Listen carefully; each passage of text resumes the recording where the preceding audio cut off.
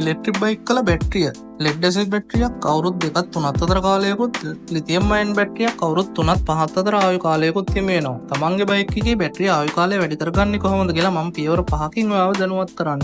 අංක 1. ඒ ආරෝපණය කිරීමෙන් පසු නැවත ආරෝපණය කළ නොහැක. ඒ බැටරිය අධික ලෙස රත් වීමටත් බැටරිය සිඳී යාමටත් හේතු වේ. සාමාන්‍යයෙන් බැටරිය සිසිලීම සඳහා විනාඩි 15ක පමණ කාලයක් ලබා දෙන්න ඕනේ.